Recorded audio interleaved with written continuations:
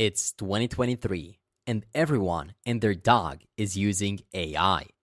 Duolingo and Khan Academy integrated AI assistants into their apps. But it's no longer only the big companies that have the power to use AI. If you're a solo developer in 2023 and beyond, you now have the power to build AI software startups. And that's exactly what we'll do today by building an article summarizer application using OpenAI's GPT model. With a modern user interface, connection to OpenAI's GPT model, the integration of Redux Toolkit query, functionalities like copy to clipboard, browser history storage, and many more, Summarizer is the best AI-based web application that you can currently find on YouTube. So, how does it work? Well, you take the URL of a lengthy article, paste it here, and the AI will quickly provide a summary. It's as simple as that.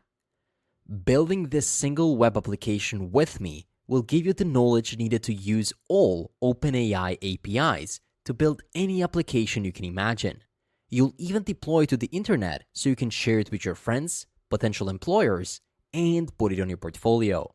And later on, you can even start making money by offering it as a software-based service. You might be wondering, what are the prerequisites for building such a fantastic website? This course is entirely beginner-friendly. We'll use the most in-demand technologies such as React.js, Vite, Tailwind CSS, Redux Toolkit, and of course, one of the versions of OpenAI's API, but this time we'll be using it through Rapid API. We're going to start simple and then move to more complex concepts. I'll explain every step of the way.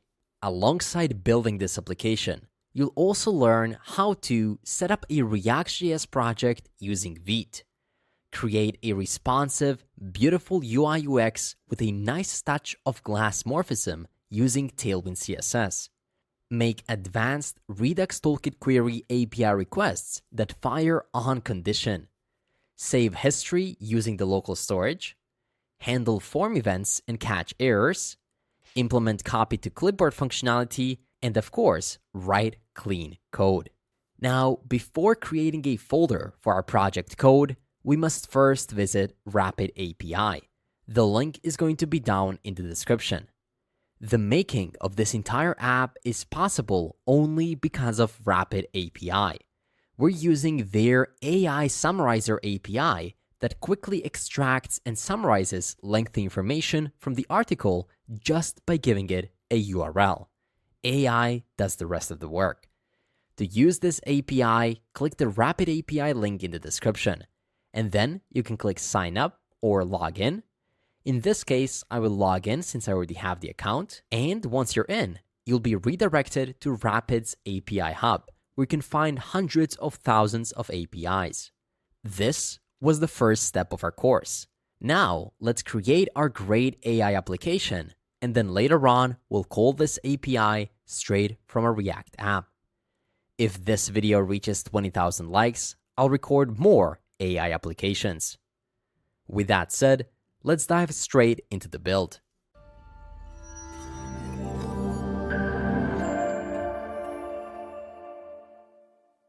As we always do on JavaScript Mastery, let's start from bare beginnings by creating a new empty folder on our desktop. And let's call it something like AI Summarizer. Once you have it, just drag and drop it into an empty Visual Studio Code window. Once you're in, just open up a new terminal by going to Terminal and then New. Inside of here, we can initialize our new React application.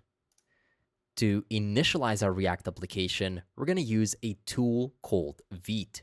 So just head to vitejs.dev, click Get Started, and scroll down. In here, you can find how to create a new application. It's just going to be as simple as running npm create vite add latest. So back in our terminal, you can run npm create vite add latest and press enter. For the project name, you can just type // to create it in the current repository. Choose React, JavaScript, and that's it. If you open up your file explorer, you can see that now we have the source and all of the files needed to run our React application. Now, to start even more from scratch, we can open up the source and delete everything inside of it besides the main. So just select it, right-click it, and delete. We're going to start from bare beginnings. Also, in the public, you can delete the Vite SVG. Great. Before we get started with re-adding the important files and folders, let's first install all of the necessary dependencies we'll be using throughout our project. We can do that by running the command npm install add redux.js/toolkit. Yep, you heard that right. We'll be using Redux Toolkit for this project. And there is absolutely no Redux knowledge required for you to be able to follow along and build this application with me. You're going to learn it from scratch in this single video. And that's it. This is going to be the only dependency we're going to install.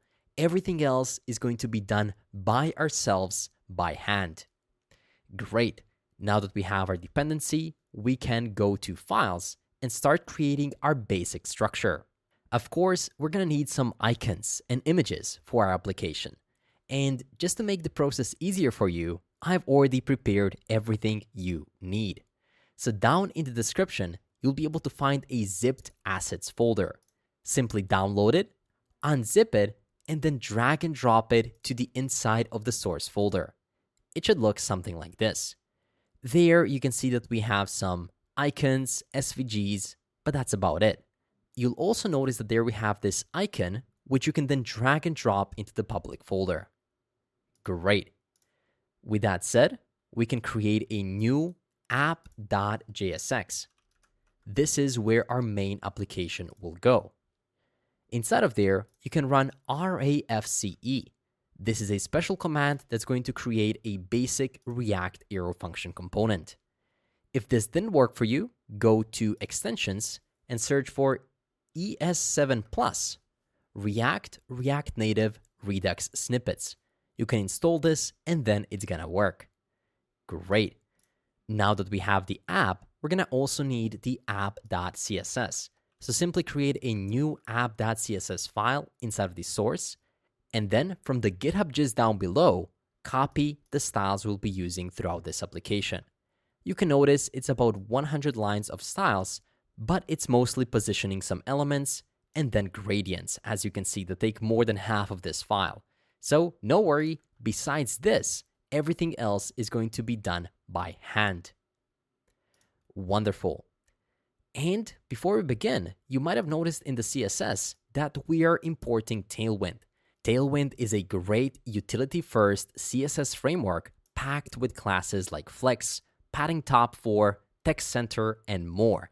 Essentially, you can create beautiful layouts, completely custom, just by adding classes to your JSX. So, to get started with installing Tailwind CSS, click Get Started. And let's search for Vite. Click Install Tailwind CSS with Vite.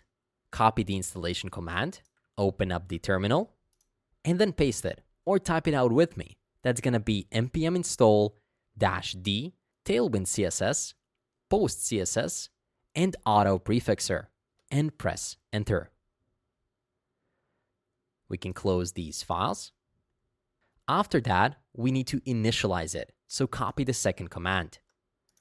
That's going to be npx tailwind css init-p. Finally, we need to configure our template paths, so simply copy this tailwind.config.js and paste it in your own tailwind.config.js file. Inside of here, later on, we'll also be using our own custom fonts, so why not add it immediately? You can modify a Tailwind config by specifying things like a font family, where you can enter your own fonts. Like in here, GitHub Copilot gives me an example of using sans, but we want to do something more custom. So let's use a Satoshi font that's going to be equal to an array of Satoshi and sans serif. And then also let's do inter font. That's going to be an array of inter and then sans serif. This is going to allow us to utilize these fonts from within our application. But of course, to be able to use these fonts, we have to import them. And we're going to do that in the index.html. In that same GitHub gist down below, you can find the modified index.html containing these two new links. One is going to be for the Satoshi family, and then one is going to be from Google Fonts for the inter font. Great. Now, our index.html is going to provide those fonts, and our Tailwind is going to listen to it and take them in. Not to forget, we are already utilizing the Tailwind configuration from within our app.css. So with that, our setup should be done. What we can do next is open up the terminal, clear it, and run the application by running npm run dev. Vite is immediately going to spin up our application on localhost. And there we go. We open it up, but with an error. It says that we have an error in the main.jsx. That's okay. We just forgot to remove the import of this index.css file, which we no longer have. And if we do that, save it, and go back, we can see a little app right here on top left, which means that we are ready to start developing it. Also, if you want to change the title there on the top, simply go to index.html and change it right here. I'm going to call it OpenAI Article Summarizer. And if you want to get this great favicon to show, we just need to rename this link from vite.svg to favicon.ico. If we save this, go back and reload, you can see we have our great favicon as well as the title appear on top, which means that we are completely ready to start with the development. Now, I'm going to put our browser side by side by the editor so that we can see the changes that we make live. There we go. This is looking good to me. So we can, of course, start from our app.jsx. This is going to be the main part of our application, inside of which we're going to import and use all of the other components. So what we can do is we can immediately create a structure for two additional components we're going to need in our application. New folder called components, and it's going to have two components. One is going to be called demo.jsx, where we're going to actually show the summary part of the article, and there we can run RAFCE.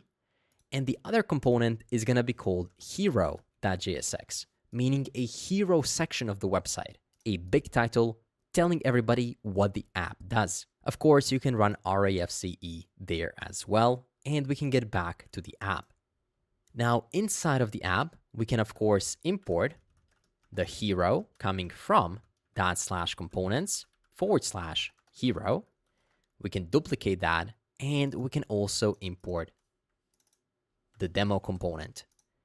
And in newer versions of React, we no longer have to import React from React, so this is looking good. Now, if I'm not mistaken, we have all the styles we need in the app.css, but we're nowhere importing it. So app.jsx is the best place to import that style sheet. So let's say import /app.css.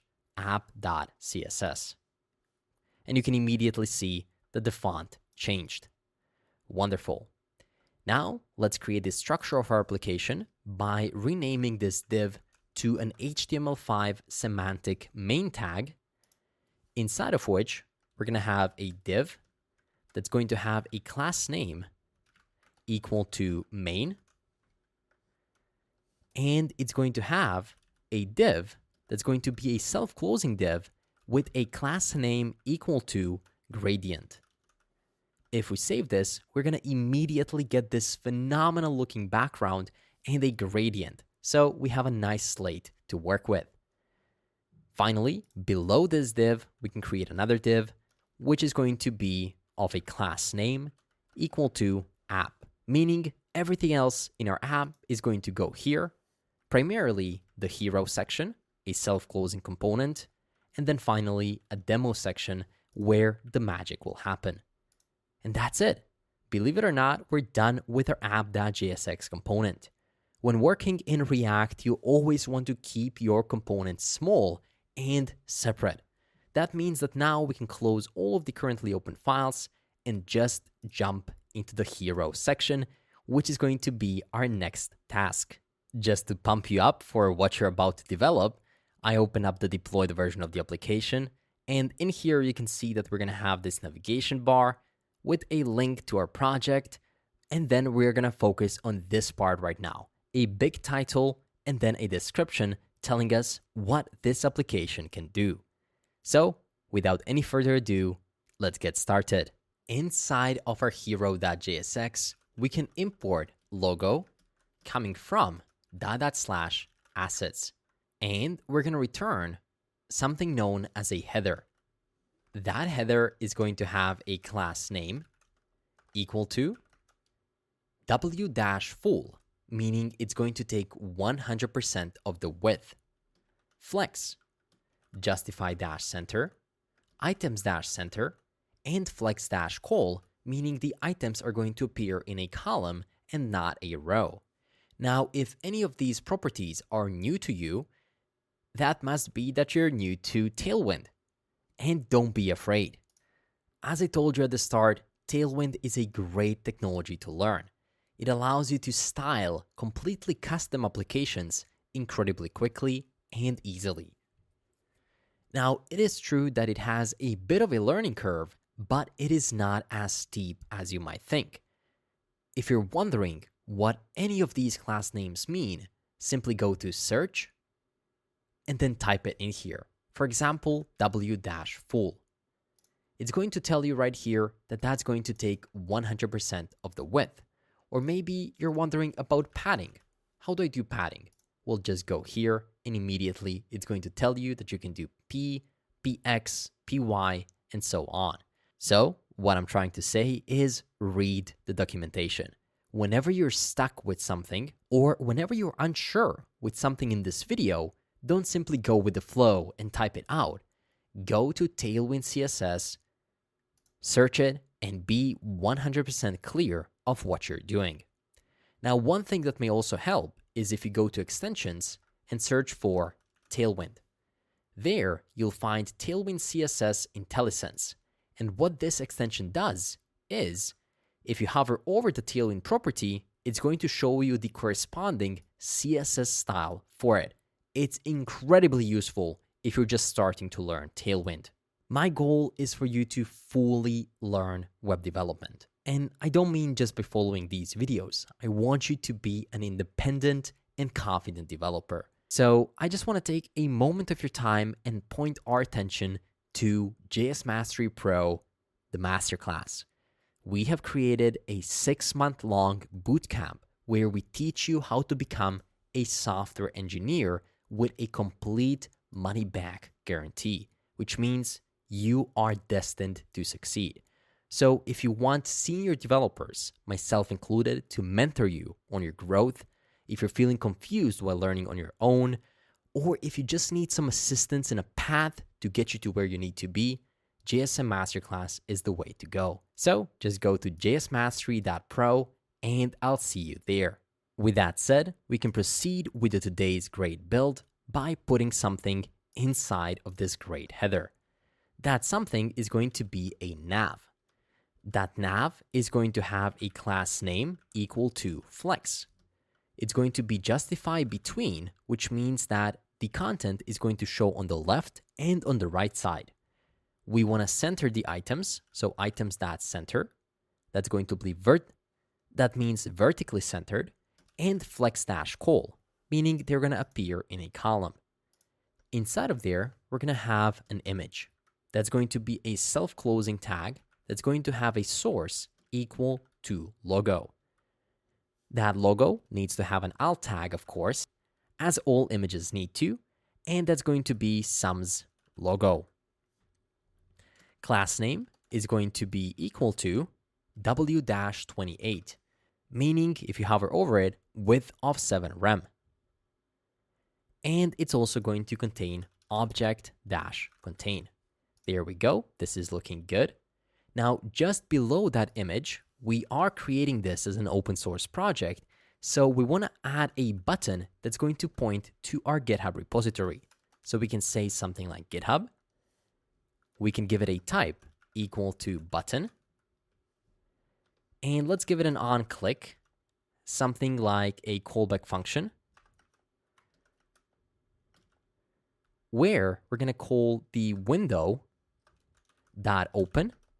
And then in here, you can provide the link to your project. So something like https://github.com, and then your profile, and finally the link to your project. For now, I'm going to leave it like this. And also let's give it a class name equal to black_btn. If we now save this, you can see it appear right here. Now, this is not looking exactly as it should, right? So what was I thinking adding the flex call right here on the navigation bar? We want it to appear in a row. So this was a mistake from my end. Instead of that, we want to give it a w-full, meaning full width.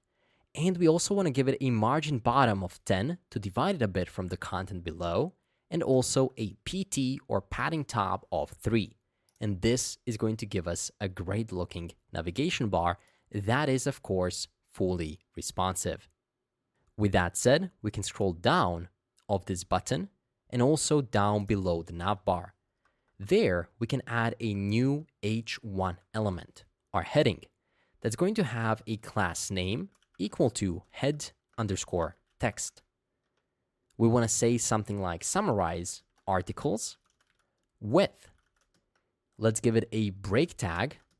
And then below, we want to add a span that's going to say OpenAI GPT-4. Now, if we save this, you can see everything in this wonderful font family, but it's a bit too dark. So what do you say that we give a gradient to this span? Something like class name equal to orange_gradient. This is looking much better. This was a gradient that we have prepared for you. So if you're interested to see how it was done, go to the app.css, search for orange, and you can find it right here. Essentially, it says BG gradient to right from amber 500 via orange to yellow, text transparent, and that is it.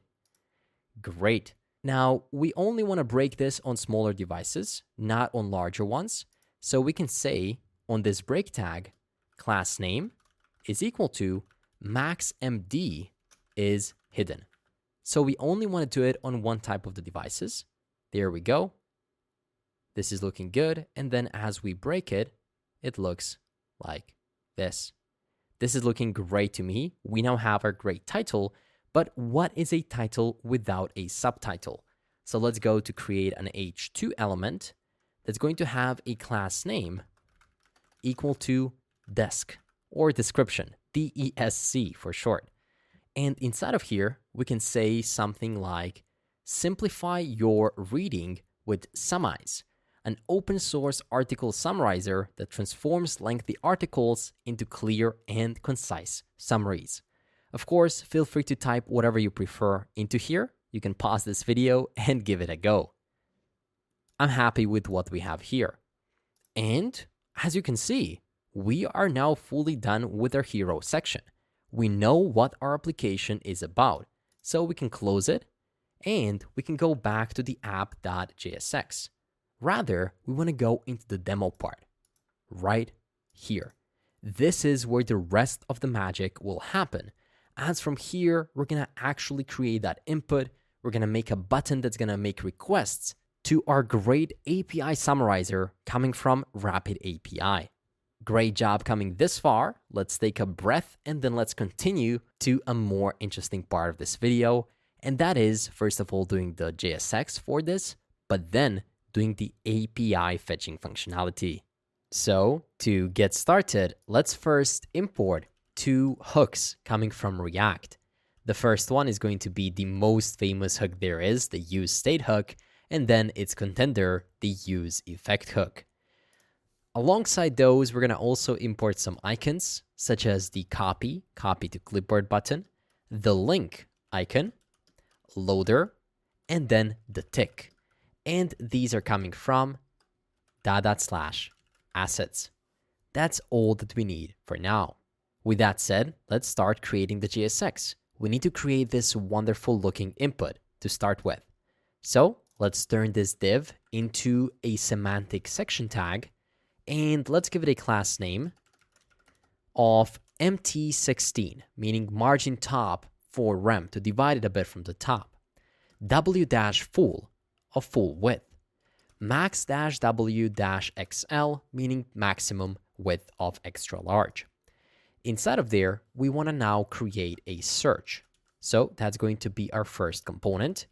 We can first wrap it in a div that's going to serve as a container. It's going to have a class name equal to flex -column, or col for short, W-full, and then gap-2 to divide it a bit from surrounding elements. Immediately within that container div, we can create a form element. That form is going to have a class name equal to relative, flex, justify center, and items-center. And of course, every form needs to have an on submit, which is for now going to be just an empty callback function to which we're going to add the logic later on. And now inside of this form, we can start creating our input. Let's start by creating an image, a self-closing image tag that's going to have a source equal to link icon. It's going to have an alt tag equal to link_icon and a class name of absolute, left-0, my-2, meaning margin y on top and bottom, ml of 3, margin left of 5, and then w of 5 for the width. If we save this, you can see this great looking link icon, which is going to be a part of our URL. So let's create that famous looking input through which all of the logic of our application is going to be connected. If you didn't know, there is a type of an input called URL. So we can place that right here, and we can add a placeholder, something like enter a URL. Of course, every link has to have a value, and for now we can put it as an empty string. Also, if we have a value, we have to have a way for us to change that value, so we can add an empty handle change just for now, or rather an on change. We're going to make this input required as it's the only part of our form, and we're going to give it a class name equal to URL underscore input, and then also space peer. This means that when you need to style an element based on the state of a sibling element, you can mark that sibling element with a peer class, and then we can use modifiers. You're going to see later on what do I mean. Essentially, we want to change the button depending on the state of our input. Now, if we save that, you can see that we have a wonderful looking input right here. Let's add that button, which is going to be a sibling element. Button is going to be of a type is equal to submit, since we are inside of a form. It's going to have a class name equal to submit underscore btn. And inside of here, we can just say something like submit, or I found this great icon online, which is essentially an enter sign. And there we go. This is looking great. So just feel free to Google to submit icon, submit emoji, or whatever you want to put in here. Great. Now, let me show you what I meant when I added this peer class name right here. Based on this, we can now say peer dash focus border dash gray dash 700 and peer dash focus text dash gray dash 700. This means that if we focus this element, the button is going to get focused as well. And you can see how simple that is to do it with Tailwind. Great. That is it for our input. Below the input, of course, below our form, meaning right here, we want to show the history. So we want to show the history, browse, URL, history. We want to see which URLs have we seen. So that's going to be the next part. And then after that, below this div below, we want to, of course, display results. I'm just adding comments so it's easier to see where we are. Now, of course, we cannot display a browse URL history or display results if we don't have the logic. So what do you say that now we focus on adding logic and functionality to our application by, of course, making the API request to our article summarizer API coming from Rapid API. And we can do that by adding a new use state field at the top. So let's use a use state snippet. Let's call the state article, set article, and that's going to be an object that's going to have a property of URL equal to an empty string at the start and summary equal to an empty string at the start as well. Now that we have that, we have to create a const handle submit function. This is an arrow function from within which we're going to make the API request. So this has to be an asynchronous function, and we're getting a click event right here inside of it. For now, let's simply alert that we clicked it. So let's alert something like submitted. And we can call it right here within our form on submit by simply passing the handle submit right here. So now if you press the button, it's going to ask you to fill out the field. But you cannot fill it because we cannot yet modify the input. So let's scroll down to the input. Let's add the value equal to article.url. And then, of course, we have to change it by getting the event, that is the key press event. And then we have to call the set article is equal to an object where we spread the current article value, meaning ... article, and then we set the URL to be equal to e.target.value. Now we can type test and we can press enter. But of course, it has to be a URL. So let's do test.com. Still nothing. It has to have an HTTPS column / at the start. And now if you press enter, you can see submitted. Great. Now, once we submit it, right here, we don't simply want to alert a string. We want to make an actual API request to an AI GPT-based summarizer. And how do we do that? Well, to be able to do that, we're going to exit this file and we need to focus on implementing Redux. You might think it is complicated, but with the introduction of Redux Toolkit, Redux became so much simpler. So let's get started. You can think of this as a crash course in Redux Toolkit, how to make API requests from within your application in a structured and a scalable way. First, we can go to source and then main.jsx. Inside of here, we can import something known as a provider coming from React-Redux. And now that I think about it, I don't think we imported this package. So if we go right here, we can see Redux.js Toolkit, and that's true, but we haven't installed React Redux. So let's stop the application from running by pressing Ctrl+C and run npm install React-Redux. As soon as the package gets installed, you can simply rerun the application by running npm run dev, hide the terminal, go back to main, and the application is going to no longer complain.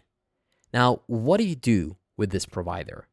Well, you simply wrap your entire application with it, just like this.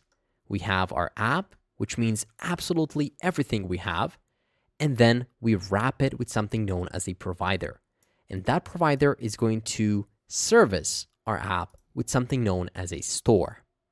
So let's create a store, meaning a global state. Inside of the source, we can create a new folder called services. Inside of the services, we can create a new file called store.js.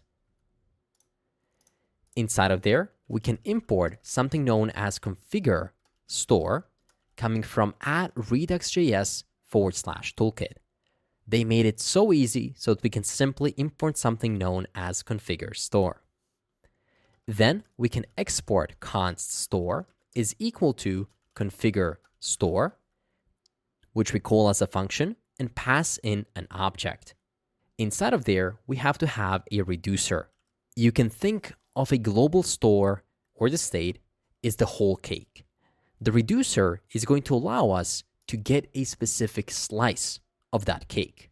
So we can reduce the entire state to only grab what we need. Okay? Then we also have something known as a middleware. This allows us to do something with the state before we get it. In this case, we just have to do the default setup. You can find this in the documentation, but just to simplify it, you have to create a callback function inside of which you're going to say get default middleware. You create an arrow function. You call that get default middleware. Then you call the .concat on it. And then we'll have to pass something inside of here. And that something is going to make the reducer work. So let's create something known as a service. In this case, it's going to be article.js, meaning this is one specific part of our state of our global store. Inside of here, we can import something known as create API and fetch base query. And that is coming from at redux.js /toolkit/query/React. Ensure this path is the same as it is here. And then you can export const article API is equal to create API. You call it as a function and you provide the options object. It must have something known as a reducer path, which is just a string, article API. And later on, we're going to also give it a base query and the endpoints, which we can call. But that is all that we need for now to set up the store. So let's now go back. Inside of the store, let's import the article API coming from /article. We have to use it as a reducer. Inside of square brackets, article API .reducer path is equal to article API .reducer. I'm going to expand this a bit further so you can fully understand what is happening here, and I'm going to even zoom it out a bit. So one more time, we're configuring a store. A store is a global state that saves the entire information of our application. But in most cases, you don't need the entire state. You only need to reduce it to a specific slice of the pie. And in this case, it's going to be the article API, meaning we want to just get something from this API. To be able to make this work, we add it as a reducer, and we add it right here in the middleware by saying article API dot middleware. If you ask me, hey, why do I have to do all of this? Unfortunately, I don't have the correct answer for you. This is just taken from the official Redux Toolkit documentation. If you want to, we can explore it together. I simply Googled Redux Toolkit store, and it pointed me to configure store. Inside of here, we can see the parameters that the create store accepts, but hopefully we can get a demo. There we go, a basic example. Configure store, to which you need to pass a reducer. And then in here, we have a more complicated example. And there we go. We have a middleware, we get default middleware, and then we can pass something to it. Great. Now, if we go back, we have everything we need to export our store. So we can go back to the main and we can import that store. That's going to be import store inside of curly braces from /services/store. And now that we are wrapping our entire app with a provider, we simply need to say store is equal to store. I think if you hover over it, it even says the single Redux store in your application. Now, if we save this and bring it back and reload the application, we're going to still have an error. So let's go to console, and it says inject.endpoints is not a function. That means that we have successfully set up our store, but our article API still misses some stuff. It needs to have the endpoints, meaning what do we want to call? So let's add the endpoints right here. That's going to be a call to the callback function, where we're going to get something known as a builder here to help us build those endpoints. We create an immediate return, where you can now create your specific endpoint. In this case, we can call it get summary. That's going to be equal to builder.query. And then in here, we can specify which query do we want to get. So something like query is equal to a function where we get params, and then we return a URL. In this case, let's just do test. That's all that we need for now, just to ensure that we're back where we started and our application works. Great. Our application works. We have successfully set up the store, and now we can start working on our create API. Before we set up our first route, let's first set up something known as a base query. Base query is going to be equal to fetch base query. That's a function to which we can pass some options. One of the options is a base URL, meaning which API do we want to call. And of course, for that, we'll have to head to Rapid API. More specifically, the exact API we'll be using to make the summarization happen. The link to this API is down in the description. You can click it, read more about the API, and then click subscribe to test. As you can notice, the basic plan is completely free, and it allows us for 100 requests a month, which is going to be more than enough to test it out and to even have the app deployed and ready for other people to play with it. Of course, if you want to end up using this app commercially, you can. In that case, these $15 are going to seem like nothing because you will be charging for the summarizations straight from the app itself. If that's something you would like me to do in an upcoming video, teach you how to turn this into a real SaaS-based startup for article summarization, just let me know in the comments down below and I will make it happen. For now, let's subscribe to the basic plan and go back to endpoints. As you can see, the API has 3 different requests. It has a post request, the summarize endpoint, as well as the extract endpoint. In this case, we'll be using the summarize endpoint. So how does it work? You have to pass the URL, the length, which is optional, meaning how many paragraphs do you want to get back, and that's it. Test it. You can immediately test it out with the demo article right here. It's going to take some time since it has to do the summary, and then you can see what you're going to get back. It's just a single object with a summary and then a string right here. This is why I love Rapid API. Not only can you find great APIs, but you can also test them out right in the browser and see if they give you the data you need for developing your application. With that said, let's go to code snippets right here, and let's copy this entire options object. Once you copied it, you can move back here and paste it at the top. First, we need the URL. So copy this entire URL all the way to the / without the summarize. And then paste it right here as the base URL. It should look something like this. It should end with rapidapi.com /. What else will we need from here? Well, we're going to need some headers because they contain our special API keys that allow us to make requests. So below the base URL, you want to add a comma and then say prepare headers is equal to a function where you get headers as the first parameter. And then inside of that function, you want to say headers dot set, and now we can set the header.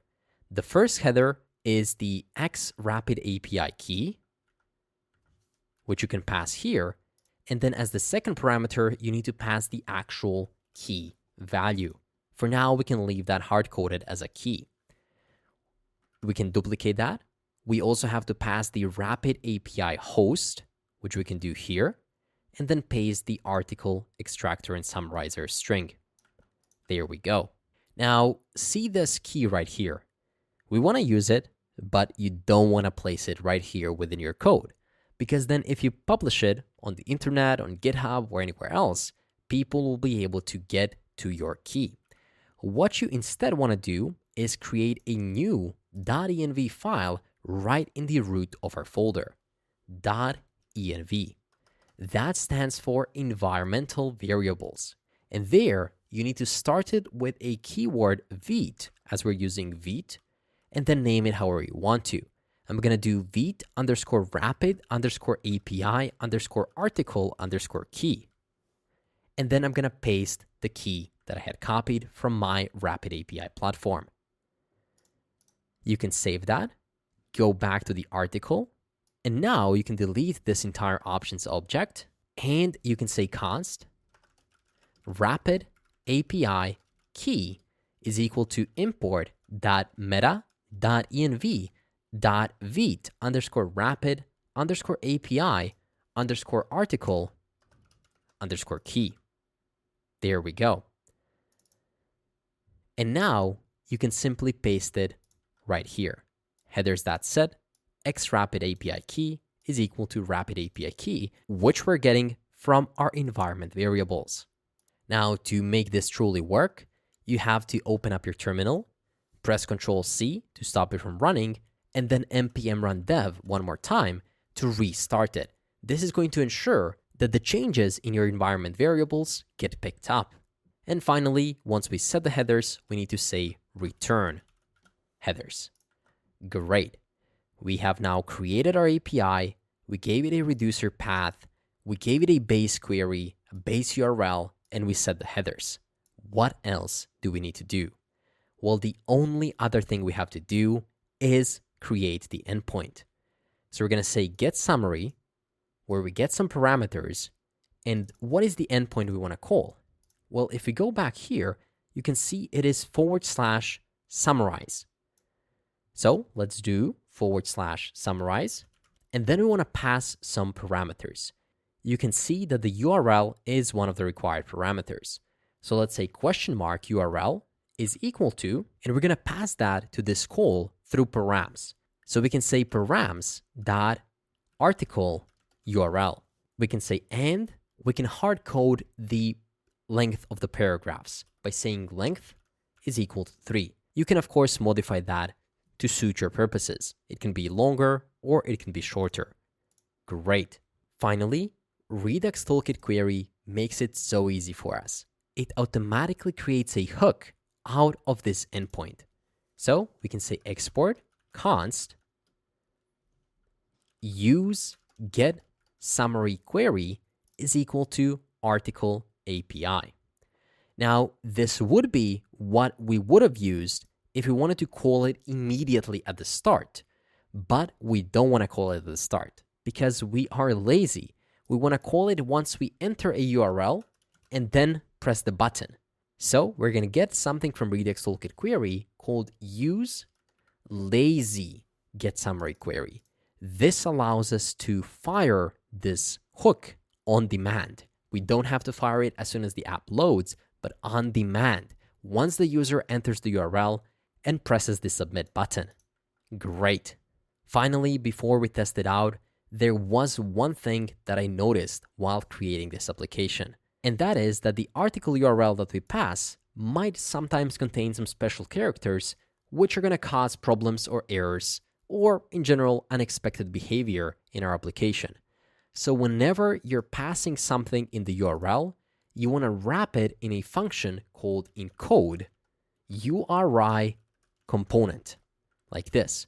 This is built into JavaScript, and it says encodes a text string as a valid component of a uniform resource identifier, or a URI.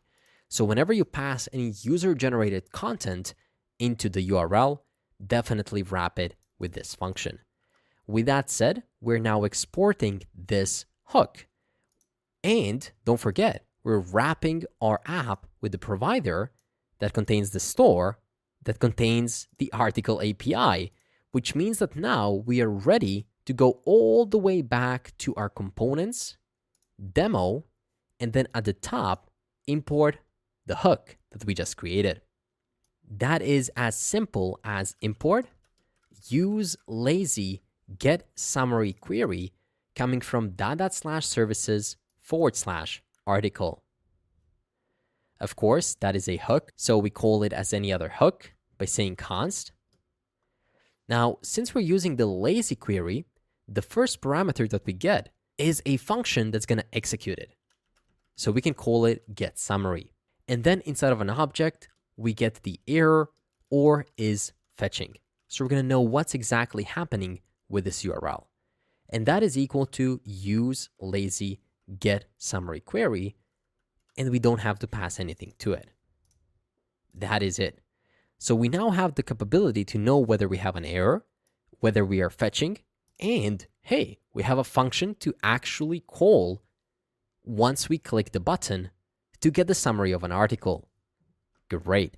That is what we wanted all along inside of this handle submit.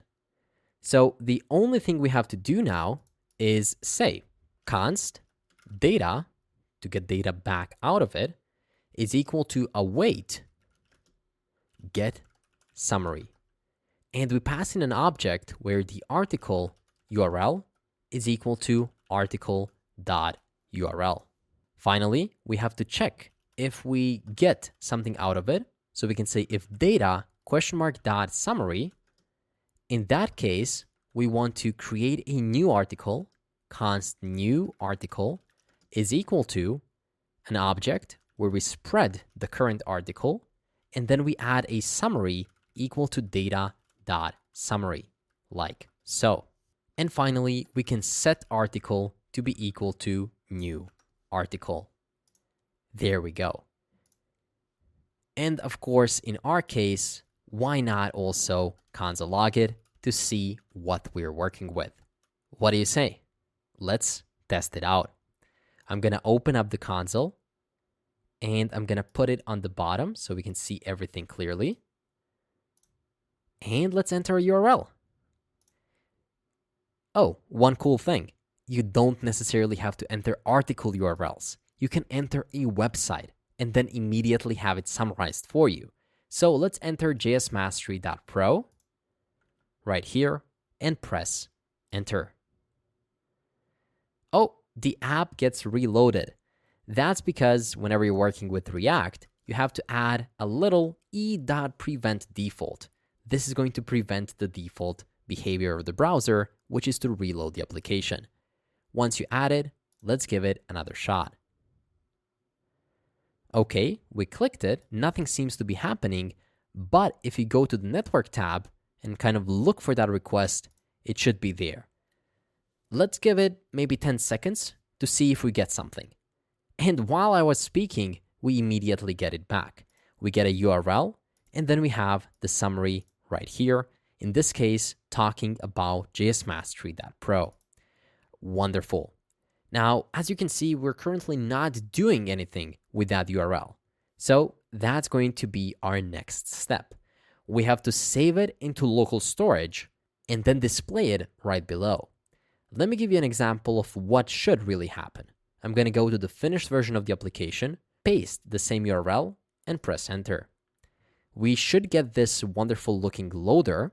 And keep in mind, this does take 5 to 10 seconds depending on the article because it's actually processing it. It's doing some AI work, and then we should get the summary looking like this. But we should also get this little thing, which is a history button.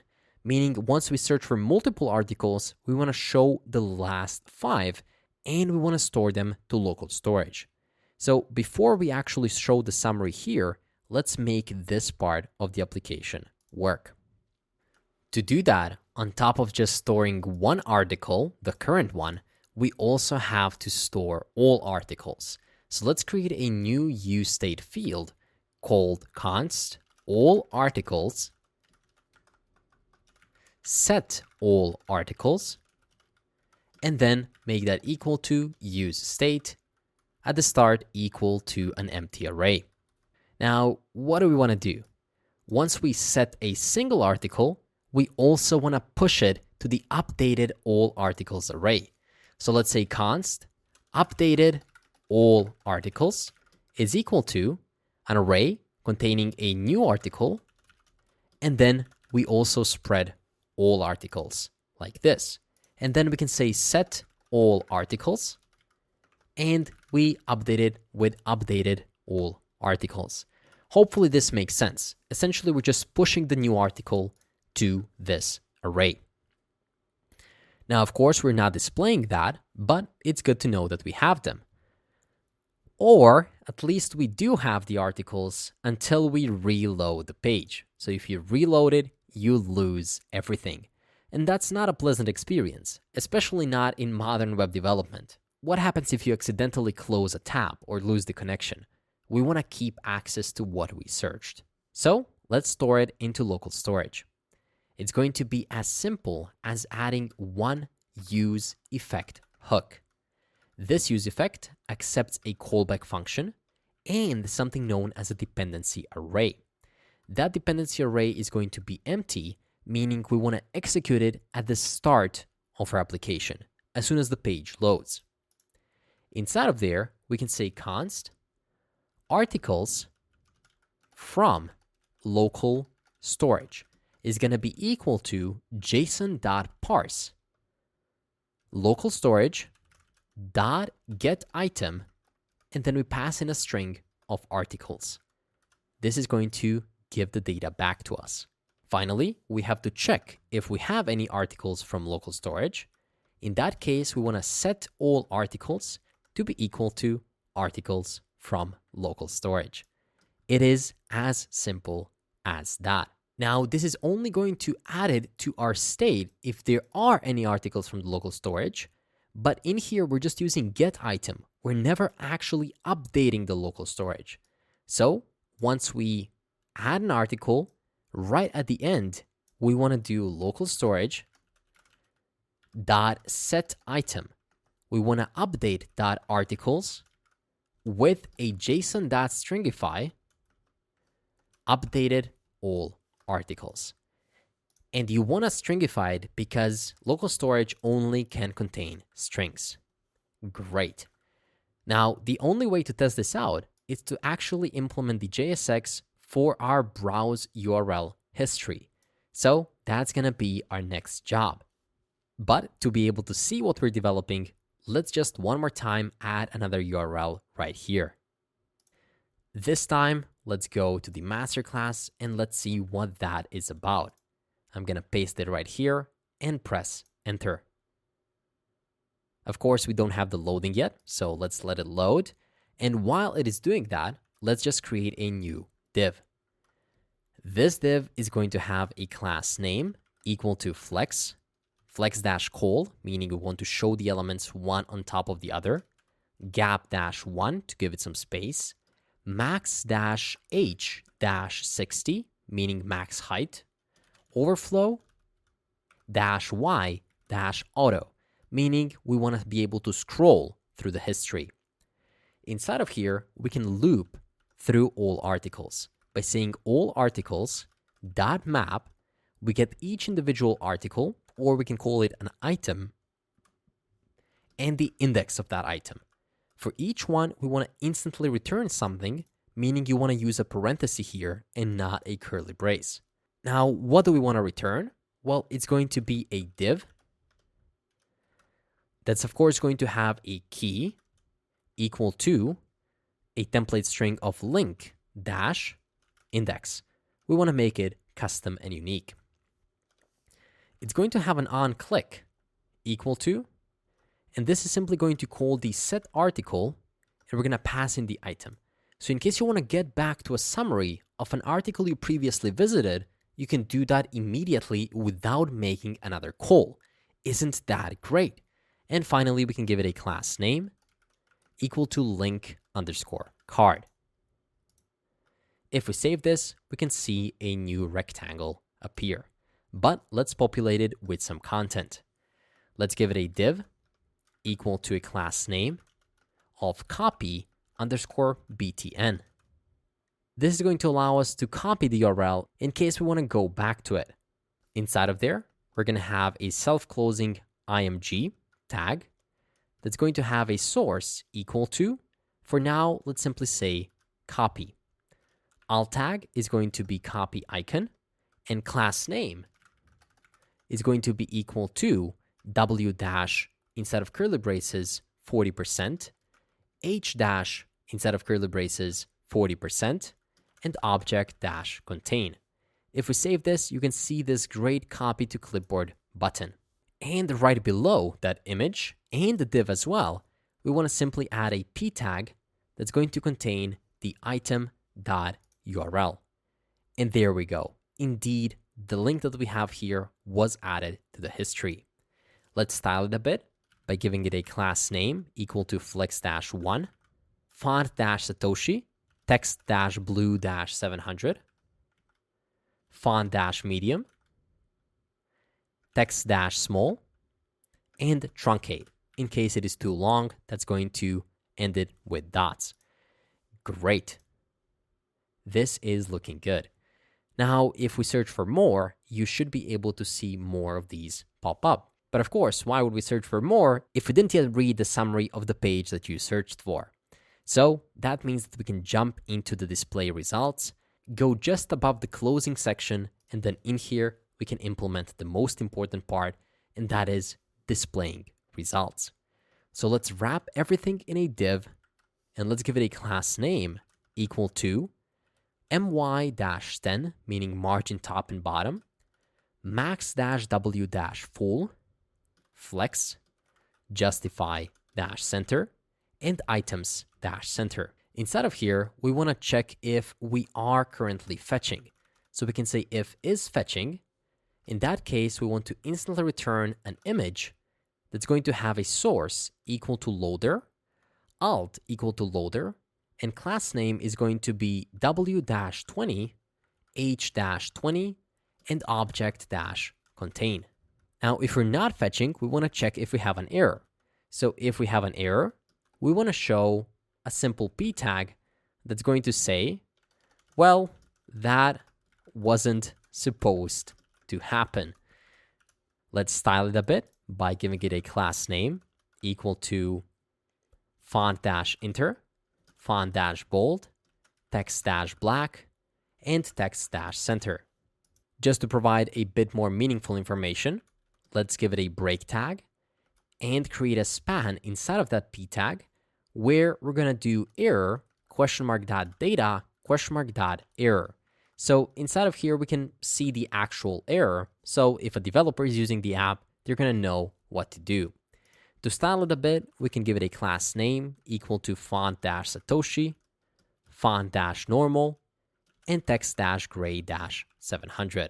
But hopefully, we won't even be able to see this error because it's going to work first try. Now, if we're not fetching and if we don't have an error, we simply want to show the most important part, and that is check if we have the article.summary, and if we do, display a div. This div is going to have a class name equal to flex, flex-call, and gap-3. Inside of there, we want to give it an h2, which is going to say article, and then a span, summary. We want to style this summary a bit by giving it a class name equal to blue_gradient. And we can also style the h2 by giving it a class name equal to font-satoshi, font-bold, text-gray-600, and text-xl. If we save this, we cannot see anything yet, and that's because we misspelled summary here. So if I fix this, we can see article summary. Below the h2, we want to create another div. This div is going to have a class name equal to summary_box. And inside of there, we want to render a p tag that's going to render the article.summary. There we go. This means that we have successfully connected our application to the Rapid API, made a request using Redux Toolkit, and now we're properly displaying that data inside of our application, which means that the state is being transferred all the way from our services right here to our application through this get use lazy summary query. Great. Let's also style this text just a bit by giving it a class name equal to font-inter, font-medium, text-sm, and text-gray-700. This is looking more like it. And with that, we are done with our demo, and we are actually seeing our article summary. But now we wanted to test if our history is going to work, meaning if we now search for a different article, is this one still going to remain here and also in local storage? So for example, let's use this Rapid API website. Let's summarize the summarizer page. We can do that by pasting it right here and press enter. Now we can see this great looking loading. And again, it does take 5 to 10 seconds. Hopefully not too long. And there we go. We can see our summary. The article extractor in Summarizer API is a tool that can extract the body of a news article from a URL and summarize its content using GPT, which is exactly what we are doing with the power of that API, but we're doing it from within a wonderful UI UX developed application so that people can just come to it and get all of the benefits without knowing how to code. And essentially, that's what a SaaS business or a software as a service business is. You provide software to people. The last thing to make this a business is, of course, add payment options. So as I mentioned before, if you want me to turn this into a real business where you can add payments to it and expand it further, just let me know down in the comments. Now, the main question is, can we switch between the history? And we can. As you can see, the whole summary of the previously searched article is saved in the local storage, which means that you don't necessarily have to make another request. You're immediately getting the value out of it. That is great. And with that, the last part we have to do is copy the clipboard button. Right now, if you click it, it just opens the summary. But in case you want to revisit this URL, we are too lazy to kind of copy it and then go here and paste it. You just want to click here and copy it immediately. I'm going to teach you how to do that as well. So we can go all the way down below the handle submit, and we can add a const handle copy function that's going to accept a copy URL right here. Inside of the state, we also want to create a new one called use state, and that's going to be copied and set copied at the start equal to an empty string. Of course, this is supposed to be set copied. Now that we have that, inside of the handle copy, you can say set copied to be equal to copy URL, and then use the built-in navigator .clipboard.write text copy URL. This is what actually makes the copy button work. And then we want to reset the copied after a specific amount of time to be able to show the successful animation.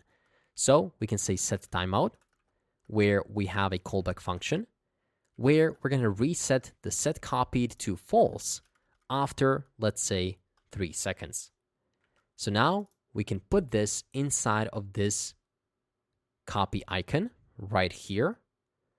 Source is copy. We have this div, and on that div, we're going to add an onClick where we have a callback function where we call the handle copy and paste in the item.url. Now, depending on the state of the copied, we want to show a different icon. If we have currently copied, so if copied is equal to an item.url, in that case, we want to show a tick, meaning a successful copy. Else we show the copy icon. We can also change the alt. And now if we save this and click copy, you can see how we get this success icon. And you can actually paste it in the browser and search for the full version of that website if that's what you want to do. So we made the copy work as well. And with that said, believe it or not, we came to the end of the development of this great summarizer application. Now, you know that here in JavaScript Mastery, I always like to take you a step further. be that landing a developer job through our courses in the masterclass, or teaching you how to deploy this project to the internet so that you can showcase it in your portfolio and get a job. So that's going to be our next step. We can close all of the open files as well as tabs and just open up Netlify. When I have to deploy simple React applications without needing a fully custom domain or speed or anything else, I simply use Netlify. I'm going to teach you how to deploy your application right now using Netlify. Now, if I was deploying this app to be a paid software as a service business, I would have definitely used Hostinger. They are cheap but credible and allow you to have a custom domain. So, in case you want to use them to have something a bit more professional, the link is going to be down in the description.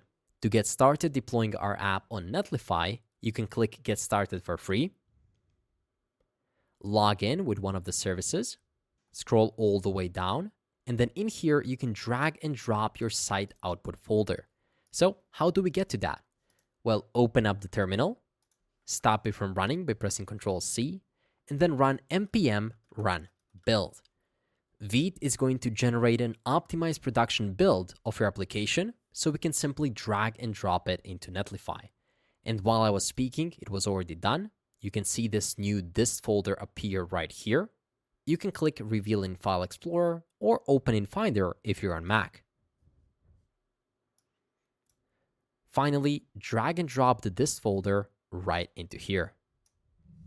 As you can see, it's going to open the site and your new URL is here. If you click it, you're going to notice that the site is already deployed. Isn't that great? Let's test it out with something like https://jsmastery.pro. You can see that it's loading, but it says, well, that wasn't supposed to happen. An error occurred. The reason why that happened is because we have to add our environment variable here as well. Remember, environment variables are local. So go to Site Settings, Environment Variables, and then add a variable. Import from a .env file. And you can simply paste the contents of that env file here and import variables. It is as simple as that. We can go back to Site Overview. We can now close this, reload the page, and retry it. And one more time, we get, well, that wasn't supposed to happen. But that's okay. This happens when there isn't a lot of content to put into a summary. So in this case, let's try to focus on real articles. I went to medium.com and let's try to go teaching ChatGPT to speak my son's invented language. Okay, that seems interesting. So let's go ahead and copy the URL and paste it right here. As you can see, it's loading, which is a good sign. So we can expand it to see it in its full glory. And in just a couple of seconds, we have a full result right here. Just to check if it's going to work on a website again, let's try it with the masterclass URL. Paste it right here. And it looks like it's doing its thing. Let's take a moment to go through this a bit to see if it really can properly summarize a huge page that we just passed into it. The JSM Masterclass Experience is a 6-month program that aims to help aspiring developers land their dream job. The program is flexible and remote, allowing students to learn on their own schedule from the comfort of their homes. It includes hands-on experience, on-demand learning, and personalized support with a focus on building practical projects to gain experience, exactly as you did by building this while watching me. But in the masterclass, you will do it on your own with the help of the mentors. It requires about 20 hours per week and includes monthly team projects, algorithm exercises, mock interviews, front-end challenges, and more. Students receive one-on-one mentoring sessions, feedback on their code, and access to webinars, Q&As with me, and more. I would say this is a pretty good summary of what we do. With that said, I wanted to congratulate you for coming to the end of this phenomenal video and for building it out with me and deploying it to the internet. Once again, huge thanks to Rapid API, not only for sponsoring this video, but for creating such a phenomenal hub of thousands of APIs that we can use to develop our applications. And once again, if you want me to upgrade this project and turn it into a real SaaS business by allowing users to purchase a specific amount of summaries, let me know in the comments below and we'll make it happen. With that said, that's gonna be it for today. Thank you so much for watching, and I'll see you in the next one. Have a wonderful day.